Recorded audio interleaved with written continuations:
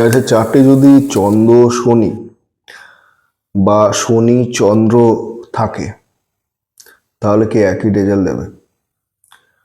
দেখুন, প্রথমে হচ্ছে চন্দ্র শনি আছে না শনি চন্দ্র আছে সেটা বোঝার উপায় কি? সহজ উপায়, চন্দ্রর ডিগ্রি কম থাকবে, শনির ডিগ্রি বেশি থাকলে তাহলে আমরা বলবো এটা চন্দ্র যুক্ত শনি, এই ফল পাবে। মানে চন্দ্র প্রোগ্রেশনের সময় শনির সঙ্গে মিট করবে। শনি চন্দ্রর ক্ষেত্রে কি হবে? শনির ডিগ্রি কম, চন্দ্রর ডিগ্রি বেশি। এখন ফলাফল কি একই না কিছুটা আলাদা? কিছুটা আলাদা মানে ইন্টেন্সিটি আলাদা। দেখুন, চন্দ্র শনি এই যোগ যদি তৈরি হয়, চার্টে যদি চন্দ্র শনি এক ঘরে থাকে বা যদি ট্রাইনাল কানেকশন হয় বা অন্যান্য যে প্রিন্সিপালে দুটোর মধ্যে কনজাংশন তৈরি হয়, যদি কনজাংশন হয় চন্দ্র শনির, তাহলে সমস্যাটা বেশি দেবে সাইকোলজিক্যালি। এরা একটু বিষণ্ণ নেচারের হবে, মানে এই নেটিভ যার চার্টে চন্দ্র শনি আছে বিষণ্ণ হবে, সাইকোলজিক্যাল একটু সমস্যা আসতে পারে, মানে সাইকোলজিক্যালি একটু ভুগবে, অ্যাংজাইটি বেশি হবে, একটু ডিপ্রেশনের নেচার থাকবে। তো এই জিনিসগুলো তার মধ্যে বেশি হবে।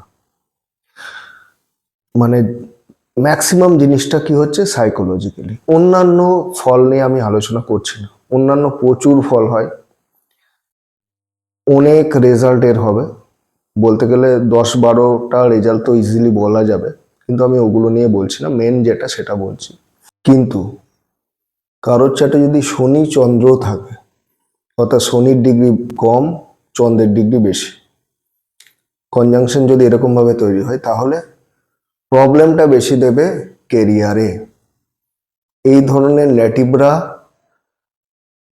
প্রফেশন অনেকবার চেঞ্জ করবে, অর্থাৎ কেরিয়ারে অনেক চেঞ্জ আসবে, আপস অ্যান্ড ডাউনস আসবে, এবং সিদ্ধান্ত নিতে পারবে না যে কোন প্রফেশনে থাকাটা উচিত। অর্থাৎ 2 বছর একটা প্রফেশনে থাকলো, তারপরে আবার চেঞ্জ করে দিল, পুনরায় চেঞ্জ করলো, বহুবার চেঞ্জ আসে।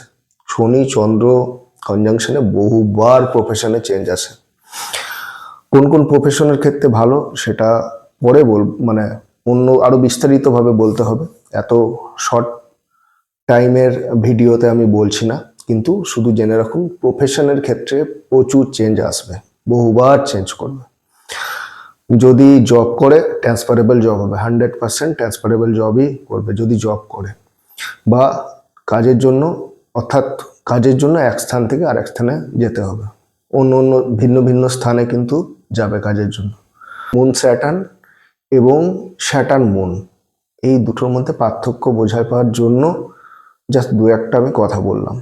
কিন্তু স্যাটার্ন মুন হোক বা মুন স্যাটার্ন হোক, তার রেজাল্ট কিন্তু প্রচুর প্রচুর ধরনের রেজাল্ট দেয়। তো আশা করি ছোট্ট আলোচনা ভালো লাগলো। যদি ভালো লাগে থাকে তাহলে অবশ্যই লাইক করবেন, কমেন্ট করবেন এবং এটাকে শেয়ার করে দেবেন। ভালো থাকবেন।